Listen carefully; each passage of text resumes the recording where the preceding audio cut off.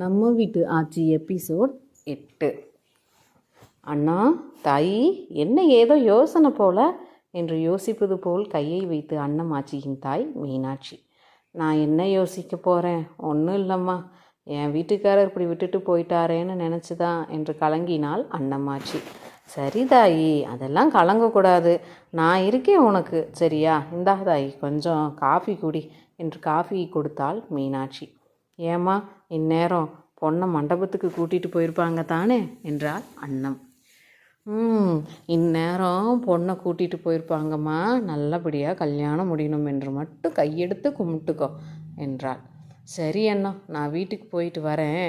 நாளை மறுநாள் தானே பொண்ணு மாப்பிள்ளை வருவாங்க, அதுக்குள்ளே நம்ம வீட்டை சுத்தம் செஞ்சு வைக்கணும் பாரு, எல்லாம் அப்படி இப்படியே இருக்குது என்று கூறிவிட்டு சென்றாள் குப்புத்தாயி. மறுநாள் காலை மதுரையில் திருமண மண்டபத்தில். பொண்ணு நல்லா சிகப்பாக இருக்காதானே என்று அங்கு வந்து மாப்பிள்ளை வீட்டார் பேசினார்கள். அது என்ன சிகப்புன்னு ஒத்த வார்த்தையில் சொல்கிற? முகலட்சணமாக இருக்கா, அந்த பிள்ளைக்கு முடிய பார்த்தியா எம்புட்டு இருக்குதுன்னு என்று பேசி கொண்டு இருந்தார்கள் மாப்பிள்ளை வீட்டார். என்ன எல்லாரும் என் மருமகளை வெச்சக்கண்ணு வாங்காமல் பார்க்குறீங்க, பொண்ணு எப்படி என்று கேட்டால் மாப்பிள்ளையின் தாயார். சும்மா சொல்லக்கூடாதக்கா, பொண்ணு நல்ல லட்சணமாக குணவதியாக தான் பார்த்துருக்குற. அங்கே பாரு, குனிஞ்ச தலை நிமரவே மாட்டேங்குது. சரி, உன் மகன் எங்கக்கா என்று கேட்டால் மாப்பிள்ளையின் சின்னம்மா. அவனா உள்ள மணமகன் அறையில் உட்கார்ந்துருக்கான், நீங்கள் பார்க்கலையா அவனை என்று கேட்டால் மாப்பிள்ளையின் தாயார். சரி சரி இருக்கட்டும், நீங்கள் போய் பாருங்கள், வந்தவங்களையெல்லாம் பாருங்கக்கா என்று கூறினார்கள். வசந்தா, யாராவது போய் உங்கள் அக்கா பக்கத்தில் நில்லுங்க போங்க என்று சரஸ்வதி பாட்டி வசந்தாவை மணப்பெண் தாமரை பக்கத்தில் நிற்க சொன்னாள். சற்று நேரத்தில் மணமகனை மடமேடைக்கு அழைத்து வந்து அமரச் செய்தார்கள். தாமரை குனிந்து தன்னை நிமராமல் அமர்ந்திருந்தாள். அக்கா அக்கா என்று வசந்தா தாமரையின் கையை மெதுவாக தட்டினாள். சொல்லு என்று மெதுவாக பார்த்தாள் தாமரை. மாப்பிள்ளை பார்த்தீங்களா? பொண்ணு பார்க்க வந்தபோது பார்க்கலன்னு சொன்னீங்களே, இப்போ மணமேடைக்கு வந்தாச்சு, இப்போ வாச்சும் பாருங்க என்று மெதுவாக தாமரையின் காதை கடித்தாள் வசந்தா. என்று பேசாமல் அமைதியாக அமர்ந்திருந்தாள் தாமரை. அட பாருங்கக்கா என்று மீண்டும் அவளின் கைகளை தட்டினாள் வசந்தா. மெதுவாக நகர்ந்து அமர்வது போல் தாமரை மாப்பிள்ளையை ஓரக்கண்ணால் பார்த்தாள். மாப்பிள்ளையை பார்த்த தாமரை புன்சிரிப்புடன் அப்படியே தலையை குனிந்தவாறு வெக்கத்துடன் அமர்ந்து கொண்டாள்.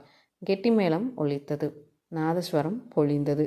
தாமரைக்கும் தாமரையின் கணவன் ராஜனுக்கும் நன்முறையில் திருமணம் நிகழ்ந்து முடிந்தது. திருமணம் முடிந்த கையோட பெண்ணும் மாப்பிள்ளையும் மதுரையில் உள்ள மாப்பிள்ளை வீட்டுக்கு அழைத்து செல்ல தயாரானார்கள். மண்டபத்தில் ஒருபுறம் மாப்பிள்ளை அறையில் தாமரையும் ராஜனும் பேசி கொண்டிருந்தார்கள். அப்போது திருமணத்துக்கு வந்தவர்களுக்கு தாம்பூலம், மறு வீட்டு பலகாரம் என அனைத்தும் வழங்கி கொண்டிருந்தார்கள். அக்கா, பலூன் பறந்து வந்துருச்சு என்று கண்ணன், சண்முகம், கணியன் ஓடி வந்தார்கள். சண்முகம், இங்கே வா, காய்ச்சல் எப்படி இருக்குது என்று சண்முகத்தை தொட்டு பார்த்தாள் தாமரை. இங்கே வாங்க, அத்தாங்கிட்ட ஏதாவது பேசுங்க என்று தன் கணவனிடம் பேசுமாறு கூறி கண்ணனை தன் மடியில் அமர்த்தினாள் தாமரை. சண்முகத்தையும் கணியனையும் பக்கத்தில் நிற்க வைத்து கொண்டு, ஏன் காய்ச்சலா சண்முகத்துக்கு? இப்போ சரியா போச்சா என்று கேட்டான் ராஜன். இப்போ சரியா போச்சா அத்தா, நல்லா இருக்கேன் என்று கூறினான் சண்முகம். இப்படியே நேரம் சென்றதும் தெரியாமல் மாறி மாறி பேசி கொண்டிருந்தார்கள். அக்கா என்று ரோஹிணி தாமரை அறைக்குள் வந்தாள். என்ன அத்தா, 1 மணி நேரத்தில் எல்லாம் பேசிட்டீங்க போல என்று கிண்டல் செய்தாள் ரோஹிணி.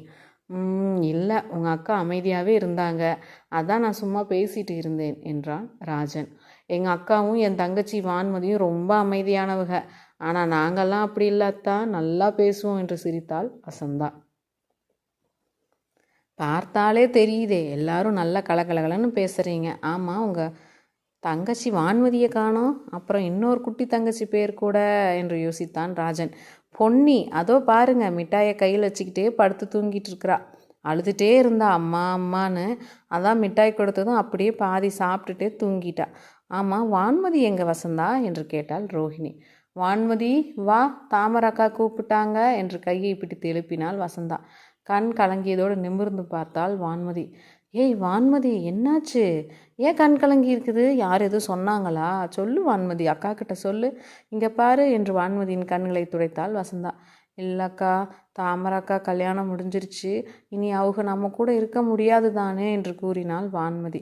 சரி, அழுகாத வான்மதி, என்ன செய்ய, இதுக்காக அக்கா நம்ம கூடவே இருந்தால் எப்படி? இன்னும் கொஞ்ச நேரத்தில் அக்காவையும் அத்தானையும் மாப்பிள்ளை வீட்டுக்கு கூட்டிகிட்டு போயிடுவாங்களாம். கொஞ்ச நேரம்தான் நாமும் கிளம்பிடுவோம், வா, அக்கா உன்னை கூப்பிட்டாங்க. இங்கே பாரு, இன்னைக்கு போயிட்டு அக்கா நாளைக்கு நம்ம வீட்டுக்கு மறுவீடு விசேஷத்துக்கு வந்துடுவாங்க, சரியா? ஓடிவா ஓடிவா என்று சமாதானம் செய்து கையை பிடித்து கூட்டிச் சென்றாள் வசந்தா. வான்மதியை பார்த்த தாமரை, ஏய் வான்மதி, ஏன் அழுத மாதிரி இருக்கிற? இங்கே வா, இங்கே வா, பாரு வான்மதி, அழக்கூடாது, நாளைக்கே அக்கா வீட்டுக்கு வந்துடுவேன், சரியா என்று அவளும் கலங்கினாள். இவர்கள் இருவரை பார்த்த தாமரையின் உடன்பிறப்புகள் கண் கலங்கினார்கள். அதை பார்த்த மாப்பிள்ளை ராஜன், உங்கள் அக்காவை பார்த்துக்க நான் இருக்கேன், நான் நல்லா பார்த்துக்குவேன், அழுகாதீங்க. இப்போ என்ன, நான் வேணா உங்கள் அக்கா கூட உங்கள் வீட்டுக்கு வந்துடவா அப்படின்னு சிரித்தான்.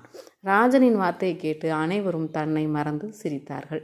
ராஜன், நல்ல நேரம் முடிகிறதுக்குள்ளே வீட்டுக்குள்ளே கிளம்பணும், கிளம்பலாமாப்பா என்று மாப்பிள்ளையின் தாயார் வந்தார். தாமரை தன் பிறந்தவர்களை பார்த்தாள்.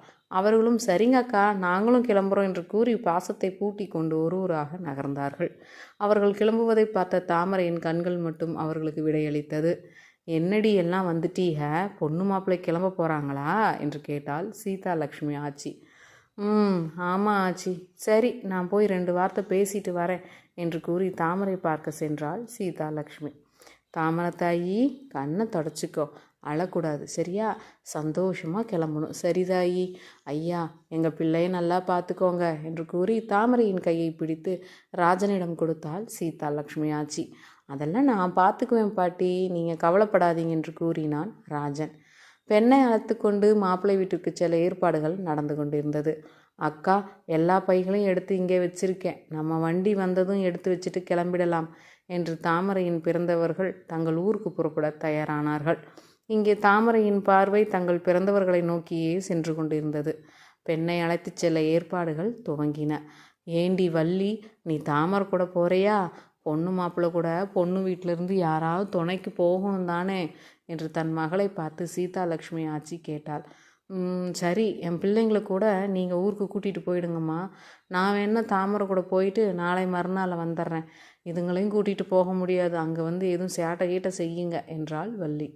அதுவும் சரிதான், அப்போ நான் கூட்டிகிட்டு கிளம்புறேன், நீ தாமரை கூட கிளம்பு, சரியா என்று தாமரையின் பிறந்தவர்கள் தங்கள் உடைமைகளை தூக்கி கொண்டு புறப்பட்டார்கள். அக்கா அக்கா என்று அனைவரும் தாமரையை சூழ்ந்தார்கள். தாமரை கண் கலங்கி கொண்டே, சரி நான் கிளம்புறேன், நீங்கள் எல்லாரும் பார்த்து போயிட்டு வாங்க, அம்மாவை பத்திரமா பார்த்துக்கோங்கப்பா.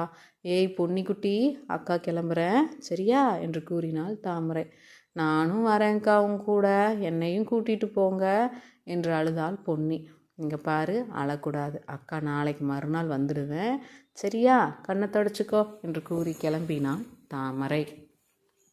அண்ணா அண்ணா என்று ராஜனின் கையை வந்து பிடித்தாள் ராஜனுடைய கடைசி தங்கை.